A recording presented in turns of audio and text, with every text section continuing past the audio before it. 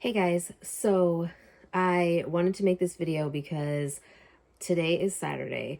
On Wednesday, I actually had a kind of scary experience with a patient while I was at one of our outline clinics.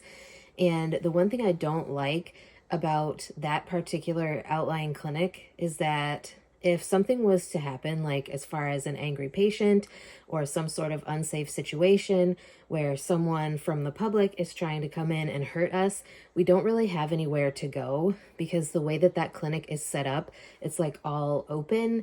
And while it looks very nice, it's not necessarily the safest. And so I thought that I would share my tips on how to stay safe. Thankfully, the situation did not escalate to that point, but it was starting to get there. I was just glad that that particular patient ended up walking out of the clinic without like starting to do any sort of aggressive behavior other than verbally.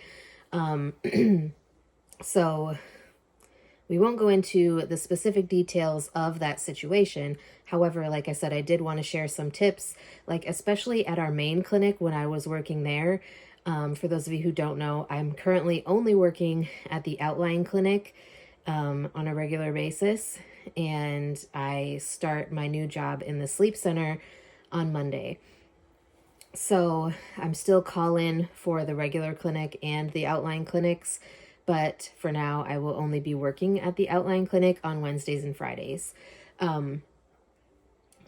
However, so at our main clinic, we have exam rooms, but we also have at least one measure of safety protection, so to speak, because from our reception area where patients come in to sit and wait before they're brought back for their appointment, we have locked doors. So they aren't necessarily easily able to get back to us. However, like I said, at this particular outline clinic, they are. I don't want to share like specifics of like when this is in the like lobby or waiting room. I want to share tips for in an exam room, just stuff that I've noticed that I do with every single patient, regardless of whether they are acting aggressively or whether they've acted aggressively in the past. So what I do is I make sure that I do not position myself in a way that I can be blocked off from being able to exit the room. It's definitely very difficult because obviously when you're rooming a patient, you're going to bring them in and you're going to close the door behind you so that you have privacy, so that you're not like sharing their information while you're rooming them, so that people aren't able to just walk past and see who you're talking to in the room and who, you know, as you're going through their medical history and medications and reviewing all of their information and things like that. But I try to make sure that I have easy access to the door. There have been times where I've had patients come at me in a menacing sort of way, and thank God I place myself in a way where I can easily access the door, so that I was just able to grab the door real quick and say, I will be right back, and just walk out. Another thing is at the outline clinics, we don't have the quote unquote security. Our maintenance people at the hospital are our security team, because we don't really have the funds to have like a full-time security team during the week. Our maintenance staff does that job. On the weekend, we do have dedicated security staff who kind of walk around the entire building. And even in the off hours, we do have security who walk around the building and, you know, are just kind of monitoring what's going on. But like during regular business hours during the week, that doesn't really happen, because like I said, our maintenance staff handle that during those times. So if we were to have an unruly patient in the main clinic, we can call security. I would say we do have panic buttons also, where you can hit like for a shooter or a code strong is what we call it, where that would put over the loudspeakers that we need security.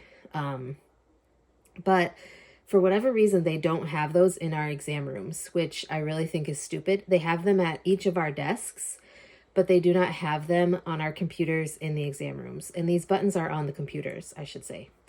So I would say definitely make sure that you are watching everything that's going on. Try not to get too like caught up in the computer. I've done that a few times where I've had like patients get really close to me and it could have been something bad if they had gotten aggressive. Because I've been focused on something in their chart on the computer.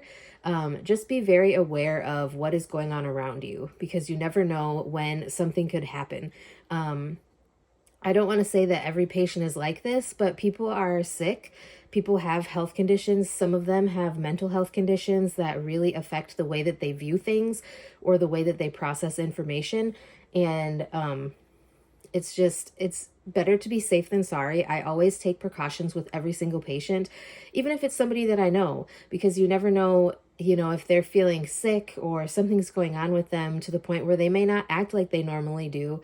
I've had patients who are normally super sweet and nice and, they're joking with you, and I've approached it in the same way that I normally do with them, and they've kind of like flipped out.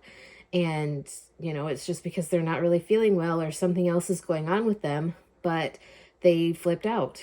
And so you just have to be aware that that could happen at any time. Sorry, my hair's bothering me today. But just be aware of what's going on around you. Make sure you have access to an exit.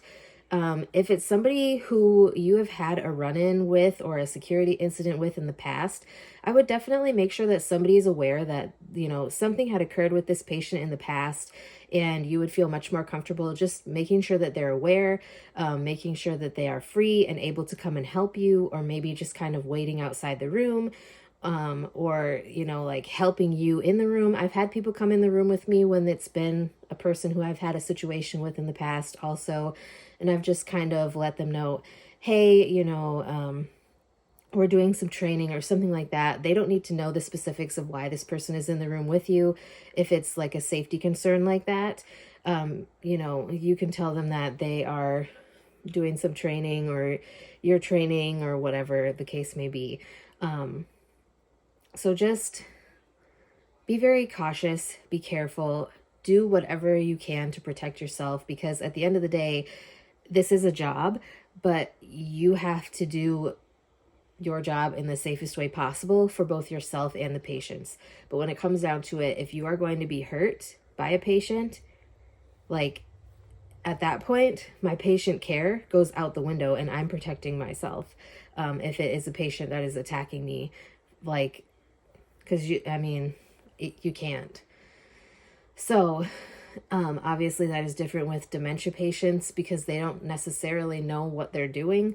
But that is a whole nother story. This is more for like primary care purposes, urgent care, things like that. So anyways, I hope you found this helpful. If you guys have had this sort of situation in the past and you want to share some tips, please share them in the comments below.